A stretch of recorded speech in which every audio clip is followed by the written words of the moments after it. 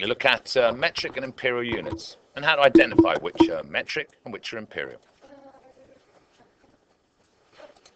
So, as I've said before, maths is a doing subject. So you young people out there, or older ones that are watching this video, could you write down metric and imperial to remind yourselves there's two systems of measuring we commonly use, metric and imperial.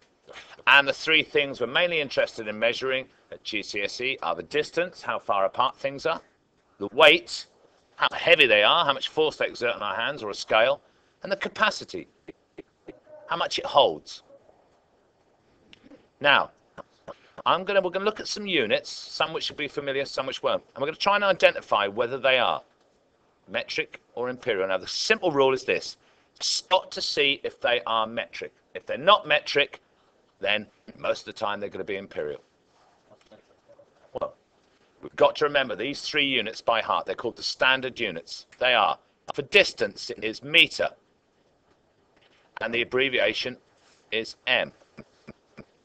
Weight, we use grams.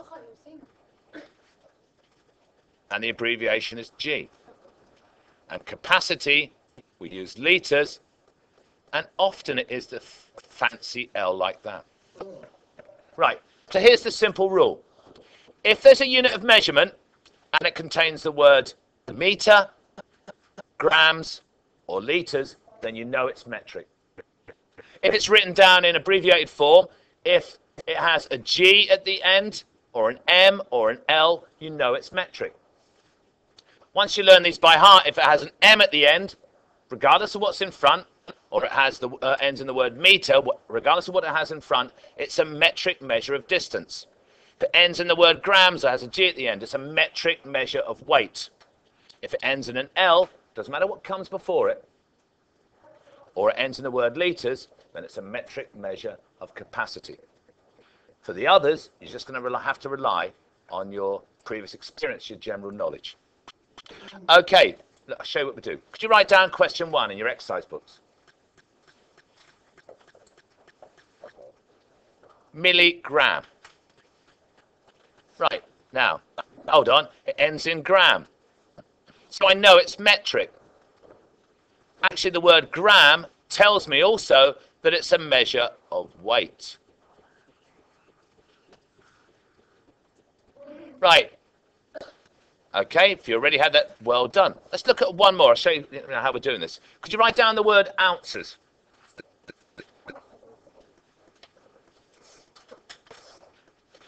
Ounces. That's a word that doesn't end in meter or grams or litres. So, I confidently or semi-confidently write down that it must be an imperial unit of measurement. Now, for those particularly girls or those that like cooking, ounces. Can you tell me, is that a measure of distance? Right. Well done in the audience. It's a measure of weight. We'll look to the precise relationship later on. Now, you write down the word pints. Ask yourself, does it end in gram or meter or litres? So you can semi-confidently or very confidently write down it's imperial. Now, through experience, there's not too many of you young people who have experience of this, but actually, of course, you might have had this delivered to your door this morning. Yeah, and it used to come in pints. So what's it a measure of? Is it a measure of how heavy the thing is, how tall, or what? It's capacity. Well done. Don't confuse the units of measurement with what they're measuring, miss. It measures how much the bottle contains. Right. Okay. You get the hang of it? So look firstly for the words meter, gram, or litres to decide whether it's metric or imperial. And again, using that information, decide whether it's measuring distance, weight, or capacity. Right, because you copy down the questions. I'll put it on pause now. If you're out there in internet land, put it on pause. Hi, let's see how you got on. Right, centimetres. It ends in meters, so I know that's one of those three keywords that it is metric. Meters, It's a standard measurement for distance. So you should have written down metric and distance. Gallons doesn't end in meters, grams or liters, so it must be, I'm fairly sure, imperial. Now, does anybody in the audience know what it's for? Not weight, no. Capacity, well done. Now, question 6. Oh, yeah. If you're doing this in the classroom or you'd like to mark your work, give yourself a red tick. Now, kilograms. There's that key word, one of those key metric words, gram. So I know, yes, well done in the audience. It's metric, and gram is for weight. Now, sorry about the my handwriting. That should spell out the word yards. So, no, it's not. Can't be metric because it doesn't end in meters or grams or liters. So, yeah, well done, young lady. It's imperial. But imperial what? Has anybody heard of it? Distance, well done.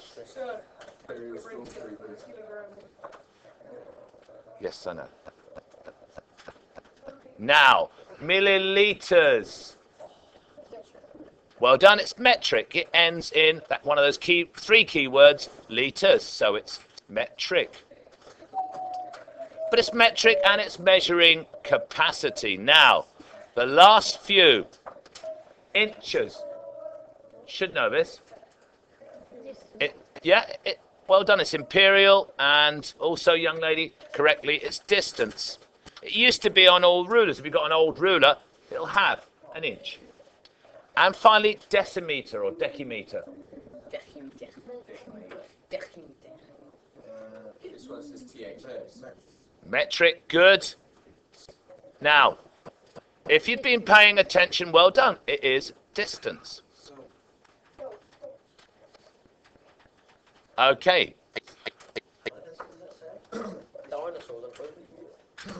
Right, so give yourself a mark out of 20. Right. What does THS mean on a ruler? Second? THS. It's this. We'll discuss that in another show. It's how it's divided. Anyway, thanks for listening. I hope you enjoyed this intro into whether it's metric or imperial. Speak to you soon.